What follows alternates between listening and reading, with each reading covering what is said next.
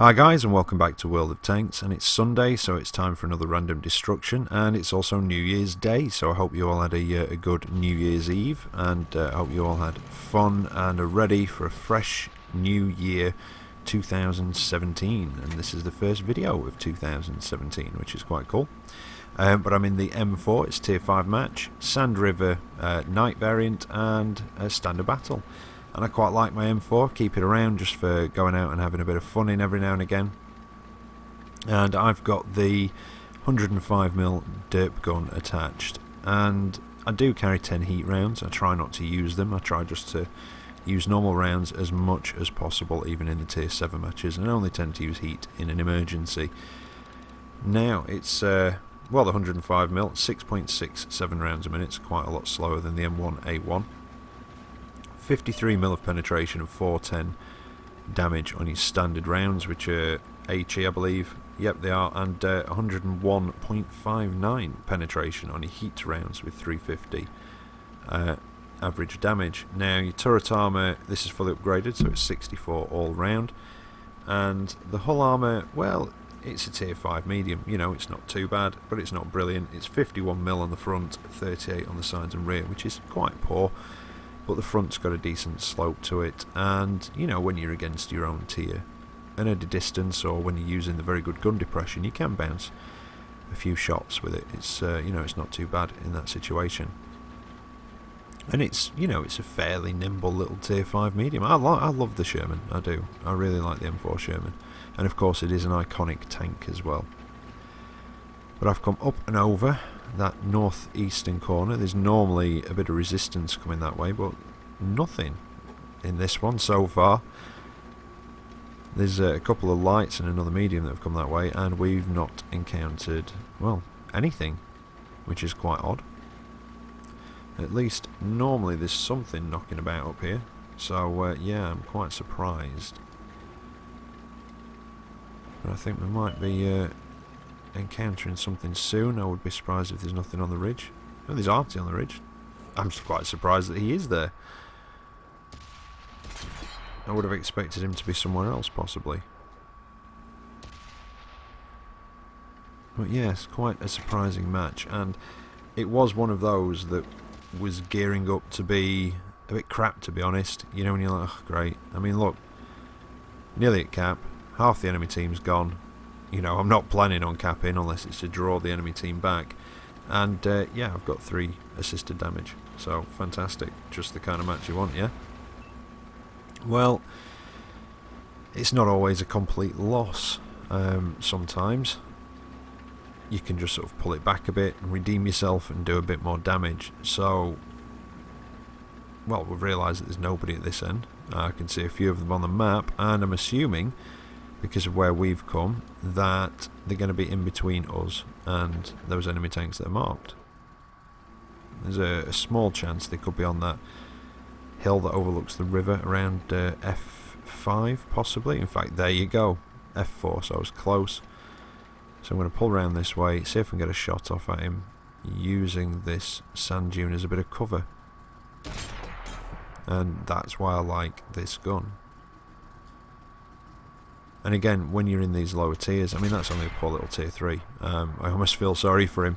But when you're in the lower tiers, if you can get the side or the rear of an enemy tank, there's a lot, well, there's a, you know, a lot of a chance. I can't even, yeah, grammar has gone out the window. There's a good chance that you'll be able to pen and do full damage, do a lot of module, crew damage, etc, etc. That's one of the other advantages of HE, is the amount of sort of modules and crew they can knock out, especially if they do pen.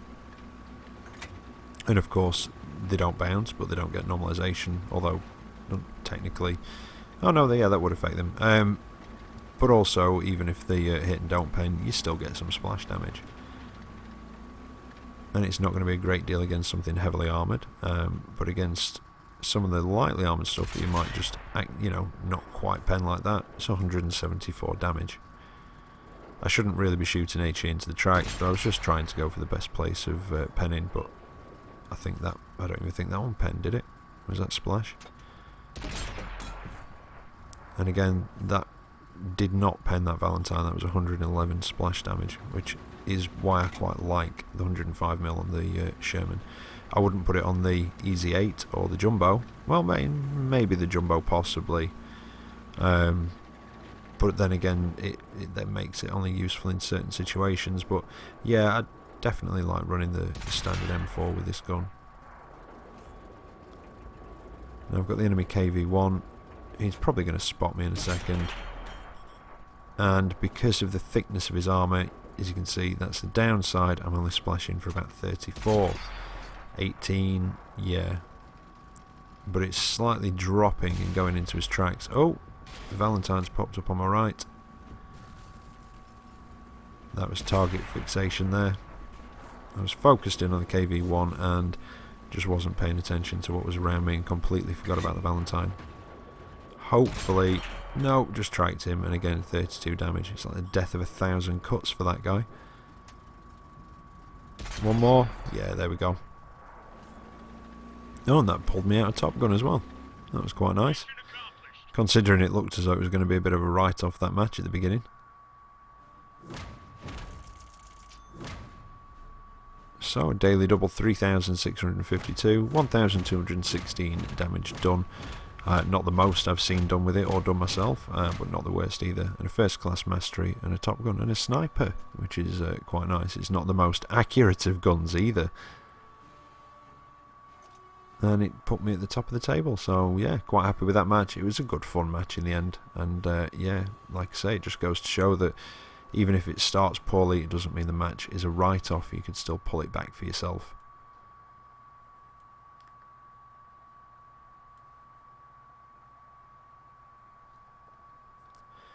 Now I'm in the M6A2E1 or the Mutant 6 again. I've been trying to grind out a bit of cash. I need to spend some because I've bought a few upgrades for a couple of tanks recently that were quite expensive. They were high tier tanks, and yeah, I need to get some cash back so that I can carry on with the British heavy line, because I've got to do the Churchill 7 is it next, I think. So yep, been in this a few times because it's a nice money earner. I'll give a quick rundown of the stats. I've been in this a few times, so you probably know it already. It's a 105mm gun, 198 pen, 320 damage, just over 5 rounds a minute, 229 of frontal turret armour with 89 on the side, so you've got to be careful of that, but 208 on the rear as well. And it's essentially a massively up-armoured M6. So you've got 191mm of frontal armour as well, but quite a poor 66 on the sides and 51 on the rear, so it is all about, you know, front towards enemy at all times. One of the weak spots is the commander's hatch on top, but when it's using its good gun depression, that can be very hard to hit, and it, you know, it's not the easiest to hit at the best of times. And if you've got enough pen, just over 200 I would say, or at least 200, you should, if you're close enough, be able to put it through the turret ring if you can hit it. Other than that, commander's hatch, and if you can't, then you've just got to try and get around it, try and track it and get round. And if you do have the rear, don't forget, don't put it into the back of the turret, because you are just as likely to bounce as you are by putting it into the front of the turret. So, back of the hull, side of the hull. I mean, I've caught a couple of people out. In fact, you might even see somebody shooting in the back of the turret in this round. Oh, we're on Ruinberg, yeah, tier 8 match, standard battle. Now I've come into the town. I quite often like to go up to the village, sort of T-junction at the top of the map, but not when I'm top tier in this. In the town, as long as, you know, people are covering that area up at the other end of the map on the eastern side, which they are, this belongs in the town. Now we've managed to push into the centre. I've got this hammer. He's probably going to try and go for my commander's hatch. I'm just trying to get his. And I managed to hit it. Now somebody hit me then. It could have been the Oni. If he's firing high explosive, that was possibly splash damage. It wasn't a lot. So it could have been either. He could have hit the commander's hatch, or that could have been splash from HE, I'm not sure. I'm going to go for the Oni. I'm going to try. They are very tough from the front, but I'm going to go for that upper shoulder and try and put it through the ammo rack. But he, yeah, he's pulled back. And now there's a Legion as well popping in and out. The hammer seems to have retreated and backed off. But I've got to keep an eye. Oh, I don't want anybody popping out on my right, but looking at the map, I don't think I'm in any danger of that. No. They are very tough to get through. I mean, don't forget this is 198mm of pen, you know, average 100 metres, and he's not really that far away. And I'm struggling to get through the front of it. I'll put one into the hammer and he disappears around the corner. Can I hit the tiger before he goes? No, not quite enough on the reload.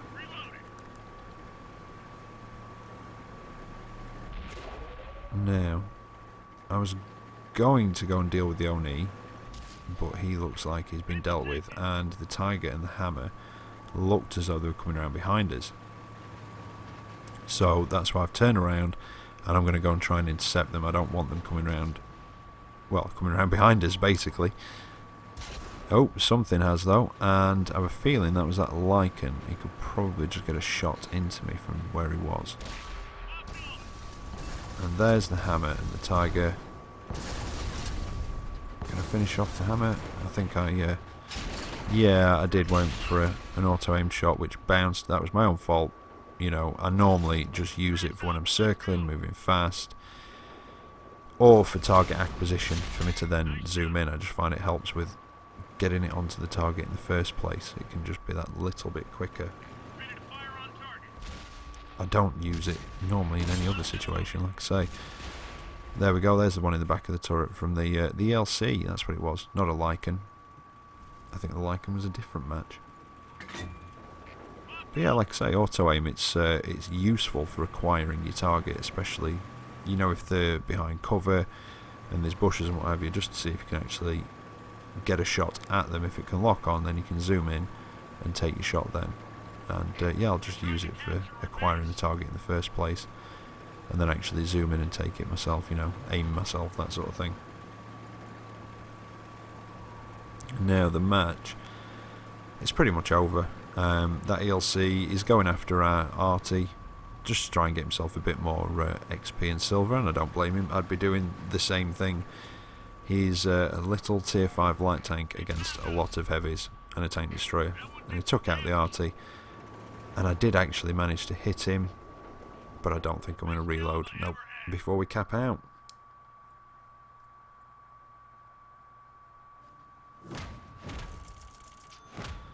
So, not a bad little round.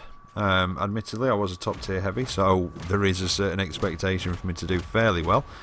But it came out with high caliber, second class mastery, 150,000 silver, but some of that was from ops, as you'll see in a minute. 3,787 damage done and 3,980 blocked, so just shy of 4,000 damage blocked.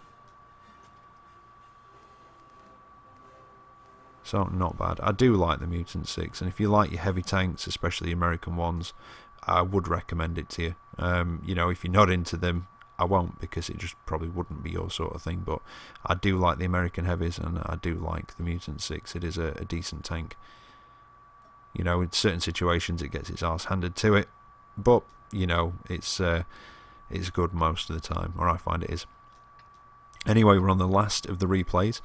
I'm in the VK4502A. Possibly one of the last times you'll see this tank, actually. I think I'm about 8,000 off getting the 4502B, so I think tomorrow that might be what I'm going to do, is finally get out of this tank. Not that I've not enjoyed it, I have enjoyed it. I just feel like I've had it for a long time now, so I'm looking forward to moving on and trying something new. But it's a tier 9 match, Sand River again, but this time in the day, and standard battle again. Now, I think I've mentioned before in one of the videos that this was in recently, it does play more like a heavy medium.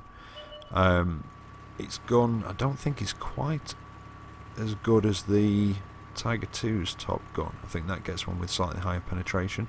Might be the same damage, but it's 5.9 rounds a minute, 200 pen and 320 damage. It's a 105mm gun. Its turret armour, well, it's 185 on the front, which isn't too bad, and 80 on the sides and the rear. And its hull armour, I don't think that's quite as good as the Tiger 2. I can't remember if it's as thick as, or it might just be the angling that's not quite as good, but it's 120mm on the front, 80 on the sides and rear, which the sides and rear seem about the same as the Tiger 2 from memory, but I've not had that one yet. I am working towards it slowly but surely. But yeah, I don't think the angle's quite as good on this, like I say. Although the Tiger 2, again, it might have a slightly thicker front. I can never remember. But again, I've come up to the northeast corner. It just seemed to be the best place for me. I've not got the best gun depression. It's not too bad, but it's not the best. It's a tier 9 match as well, and like I say, I want to be playing it more like a medium. And if I come up here, at least to the right of me, I've got a bit more room to manoeuvre and sort of move around the sand dunes if I need to.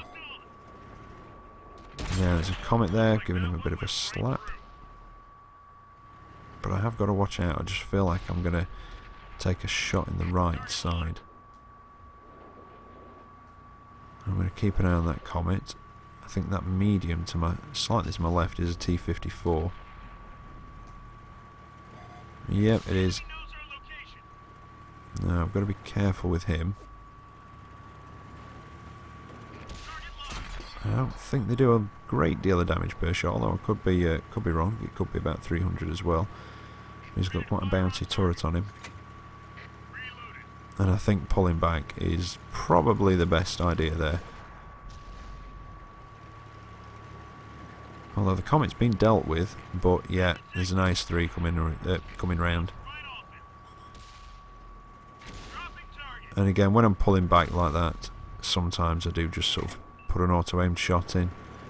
I know it's a bit cheeky and it's a bit newbie, but most, you know, every now and again.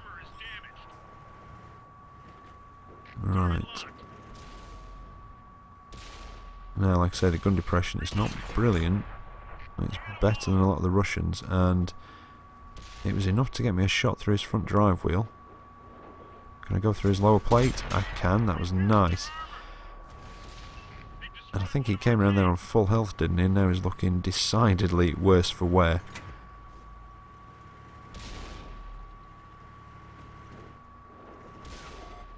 And can I just finish him off? Oh, that was a bit poorly aimed. I should have gone for the lower plate, to be honest. And somebody will probably take him out before I can reload. Yep, there we go, but I got a bit of assisted damage for tracking him. Oh, now there's a KV-4 coming over the hill. It just seems to be one after the other. Now, I have taken a hit now.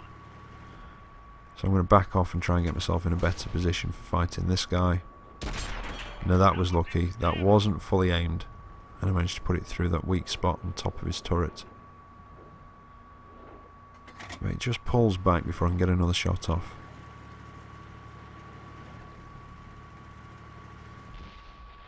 Now, in this match, I do actually make a mistake towards the end. That's possibly one of the reasons why I've put it on, because I know I've shown this tank quite a bit recently, but then again, I have been making quite an effort to get through it. So, but yeah, I do make a bit of a mistake at the end, and I think that possibly is one of the reasons why I chose this one tonight as well. Now, there's that T-54. I gave him a nice hit in the side.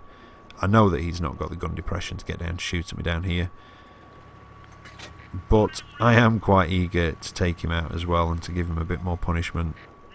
So I do move up and put myself in possibly a slightly worse position, because now I've got to go over this bump in front of me to get to him, and I don't have the gun depression to shoot down off there. That's not the mistake I was on about, but that's just one that I've seen now.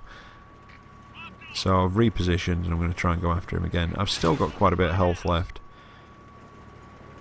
The teams are both half done, and if we can start taking a couple of these guys out that are up here a bit more, even the odds, we might be able to turn it a bit more in our favour.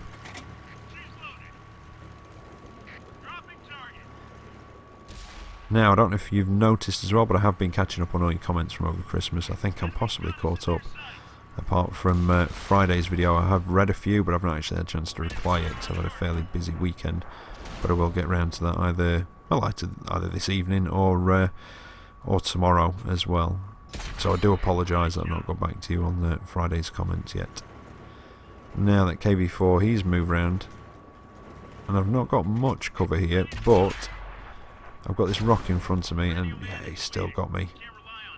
I was just trying to use as much of that as I could, moving backwards and forwards and just trying to make it as hard as possible for him to take me out. But I managed to kill him in the end, but it has left me on 299 health. Now it's 11-10, but that's only a 1 tank lead, that's really nothing. So I'm going to have to be quite careful now. There's normally something camping near base on that ridge. So I'm going to head towards this rock, and hopefully if there is anything there I spot it first, or if not then I can get behind that rock and use it for cover. But nothing's popping up, and I had been keeping an eye on the light tank running through base. And there's one of the heavies up near our cap. Now, if I can get up onto that ridge, I could possibly put a shot in at him. There's still 2 heavies and a tank destroyer unaccounted for, so it's a bit of a dangerous situation to be in, especially when I'm more than likely a one-hit kill for anything that's left. Bear in mind this was a tier 9 match. There's the IC-152, IS-3, what else we got? An E-75, it's not looking very good at all. Oh, Conqueror. Now, I got greedy. I went to go for the Conqueror and I should have just pulled right back. As soon as that Conqueror popped up and I knew it was spotted, I should have just pulled back out of there, and that was my mistake. And unfortunately that ended up as a defeat, but 3,398 damage done, tiny bit of assisted and a little bit of blocked as well. But there you go. You make your mistakes, you learn your lessons, you try not to do it again. But they put me at the top of the table in a tier 9 match anyway, and I am more than happy with that, especially when you're not top tier. It's always nice to come at the top of the table. But there you go. Hope you've enjoyed it, and as always, take care out there and I'll catch you next time. See you later.